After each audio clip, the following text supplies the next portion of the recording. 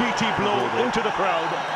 রবি অশ্বিন যখন সাকিবকে বেদরুম পিটাচ্ছিলেন তখন ধারাভাষ্য কক্ষ থেকে সাকিবকে নিয়ে এমন মন্তব্য করেছিলেন তামিম ইকবাল। কে ভালো মনের মানুষ, সাকিব নাকি তামিম, সেটা আপনি তামিম ইকবালের মন্তব্য শুনেই বিচার করতে পারবেন। এদিকে নাজমুল হাসান শান্তর এক পাকনামিতে বেঁচে গিয়ে বাংলাদেশকেই বাস দিয়েছে রবি অশ্বিন। কি এমন পাকনামি করলেন নাজমুল হাসান শান্ত আর সাকিবকে নিয়ে কি এমন মন্তব্যই বা করলেন তামিম ইকবাল? প্রিয় দর্শক, বিস্তারিত জানুন পুরো ভিডিওতে। প্রিয় দর্শক, ভারতের বিপক্ষে 2 ম্যাচের টেস্ট সিরিজ খেলছে বাংলাদেশ। চেন্নাইয়ের চান্দিবরম স্টেডিয়ামে টসে জিতে বোলিং এর সিদ্ধান্ত নিয়ে বেশ দুর্দান্তভাবে শুরু করেছিল বাংলাদেশ। হাসান মাহমুদ তো রীতিমতো ম্যাজিক দেখিয়েছিলেন। আউট করেছিলেন রোহিত শর্মা, বিরাট কোহলি, শুভমান গিল ও ঋষভ পন্তের মতো বড় বড় তারকা ব্যাটসম্যানদের। শুরুটা ভালো হলেও শেষ মুহূর্তে খুবই বাজে পারফরমেন্স দেখিয়েছে বাংলাদেশের বোলাররা। বিশেষ করে সাকিব আল হাসান, মেহেদী হাসান মিরাজ ও নাহিদ রানাকে বেদরুম পিটিয়েছে রবি অশ্বিন ও রবীন্দ্র জাদেজা। আর তাতে প্রথম দিনের প্রথম ইনিংসে 80 ওভার ব্যাটিং করে 6 উইকেট হারিয়ে 339 রান করে ইন্ডিয়া, যেখানে 117 বলে 86 রান করেছিলেন রবীন্দ্র জাদেজা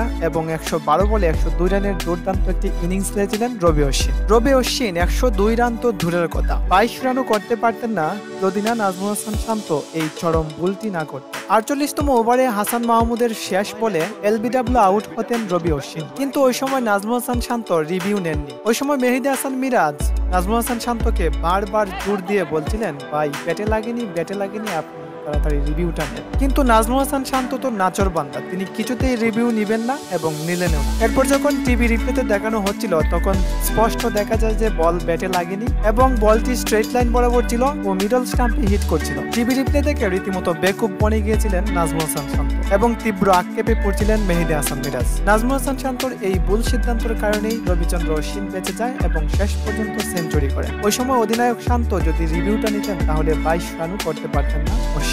এদিকে শেষ মুহূর্তে সাকিব আল হাসানকে বেদরুম পিটিয়েছেন রবিচন্দ্র অশ্বিন ও রবীন্দ্র জাদেজা। সাকিব আল হাসানকে যখন 1 ওভারে বেদরুম পিটুনি দেয় রবিচন্দ্র অশ্বিন, ওই সময় ধারাভাষ্য কক্ষে ধারাভাষ্য দিচ্ছিলেন তামিম ইকবাল। তখন সাকিবকে নিয়ে তামিম বলেছিলেন সাকিব খুবই ভালো বোলিং করছে, অথচ ওই সময় সাকিবকে বেদরুম পেটাচ্ছিল রবিচন্দ্র অশ্বিন। এত বাজে পারফরমেন্সের পরেও সাকিবের পক্ষ নিয়ে কথা বলেছেন তামিম এবং উৎসাহ যোগানোর চেষ্টা করেছেন যেন ভালো বোলিং করতে পারে। আর অথচ এই সাকিবকেই দেখা যায় তামিমের সঙ্গে বিভিন্ন সময়ে নানা দ্বন্দ্বে জড়াতে। তামিমের এই মন্তব্য থেকে আপনি কি বুঝতে পেরেছেন? আসলে কে ভালো মনের মানুষ? আপনার মূল্যবান মতামত কমেন্টে জানিয়ে দিন। ধন্যবাদ।